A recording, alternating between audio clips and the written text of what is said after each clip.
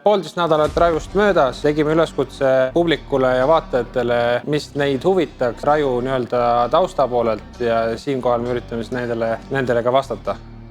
Esimene küsimus, 7 küsimust korraga, kõik samal teemal, millal, kus, kas see aasta, millal toimub Raju 17? Ja rohkem kui 7 oli, 7 pandi sotsiaalmeediasse lihtsalt, see on kuum teema. Aus vastus on, et ei tea. Lähme üks sündmus korraga, teeme analüüsi, vaatame, mis partnerid arvavad, mis sponsorid arvavad, mis sportlased arvavad ja siis tegutseme edasi. Aga üks on kindel, kui tuleb, siis me ütleme teile. Kas üritus jäi kasumisse, suurepärane korraldus? Ma paneks selle vastuse kokku koos järgmiste küsimustega, palju Maicel Astur teenis, palju Dmitri Ivanov teenis, et rahaasjad jätame enda teada, need analüüsid teeme ise ära ja korralduse eest aitäh. Milline näeb välja Raju korraldustiim ja sellega seonduv tugivõrgustik?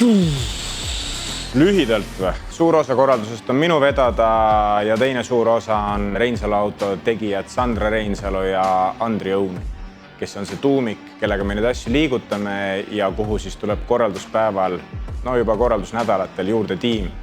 Inimesed, kes tegelevad sportlastega, kes ehitavad üles saali, kes tegelevad sportlastega ka juba nagu koha peal, kes on seotud vippidega, kes on seotud tiimina, saali ehitusel on muidugi suur abi juures. Meil on produktsioonitiimis, kes tegeleb valgus, heli, ülekanne, siis on õhtujuht. Neid inimesi, kes siis sündmuse ajal otseselt on mingisugustel töödel tegemistel, ma arvan, on circa 40 äkki. Seal on siis kokku kõik need, kes on meie nagu enda tiim ja kes siis on tiimid, kes tulevad sündmuse ajaks appi meile. Kohe järgnev ka.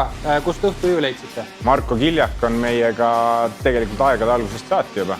Varem oli ta lihtsalt helipuldi taga ja lasi muusikat ja siis, kui nüüd uue tulemise tegime, siis Marko pakkus välja, et tegelikult ma juba ammu olen mõelnud, et võiks hoopis õhtujuhiks tulla. Ma küsin, miks sa varem ei tulnud?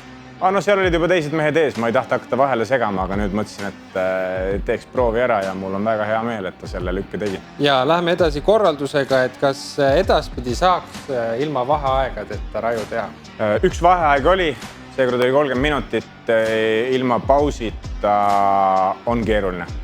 Nii et selle ühe peab ära kannatama, aga seda ma saan lubada, et Rajust ei saa sündmus, kus on pausid, kõrvalesinejad, vahepalad, teatrietendused ja muud ilunumbrid vahepeal, et me keskendume hardcore spordile ja nii on isegi paus vahepeal vetsus käimiseks. Me eeldame, et inimene tuleb kohale ja vaatab tervet sündmust, et sa ei tule ainult oma lemmiku matšide ajaks ja siis ei lase jalga 2-3 matši pärast, vaid sa tuled, võtad selle tervikuna vastu. Üle 4 tunni on ikka päris karm juba.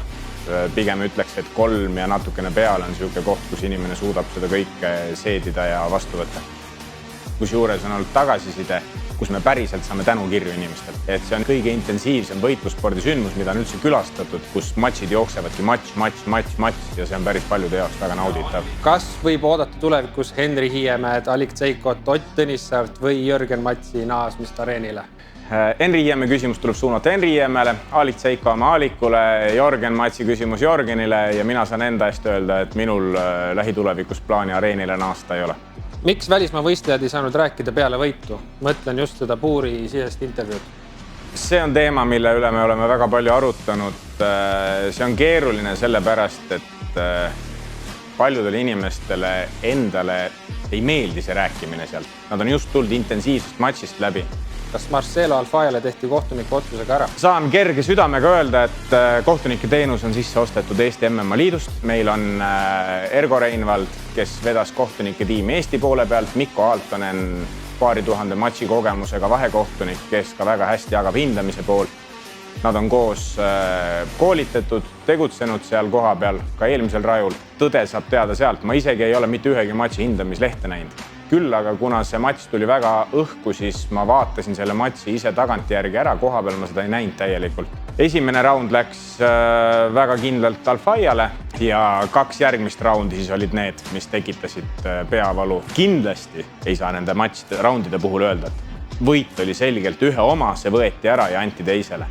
see taandus üksikute löökide lugemisele, nende löökide tugevuse lugemisele ja nende löökide mõju lugemisele versus domineerimisaeg puuri seinas ja maas, mis sageli oli ilma tegevuseta nende sekundite lugemisele. Ja see ei olnud nagu nii selge matemaatika, nagu mõni väidab, et jumala pange pandi. Mis vahe on siis nii-öelda profimatsil ja amatöörmatsil, räägime siis raju kontekstis? Ülilühidalt raske kokku võtta, veits pikemalt nii esimene erinevus võistlusreeglid. Profidel on lubatud küünarnuki ja käsivarre löögid pähe, kehasse, igas distantsis, mis kõik on amatööridel keelatud. Profidel on lubatud põlvelöögid pähe püstivõitluses, amatöörid võivad lüüa ainult kehasse. Profidel on lubatud jalalukud, mis pööravad põlve, profidel on lubatud alistused, mis pööravad, keeravad, on suunatud kaela murdmise peale. Seda siis reeglite poolest ja muidugi profimatš 3x5 minutit, amatöörmatš 3x3 minutit. Välimuse poolest profid on palja ülakehaga, väiksema kindaga, neil puudub jalakaitse, amatööridel on paksemad kindad, särk ja jalakaitsmed. Prof ja amatöör ei tähenda ilmselgelt tasemelist erisust. Jah, maailma kõige paremad profid on kindlasti paremad kui maailma kõige paremad amatöörid. Aga kui me lähme sealt top 10, top 20 kaugemale, siis need erisused enam nii selged ei ole. Profisport on esiteks reeglite komplekt ja see on ka inimese valitud elustiil, spordi tegemise ja paljudel juhtudel ka raha teenimise vorm. Amatöörspordist on matšitasud välja võetud.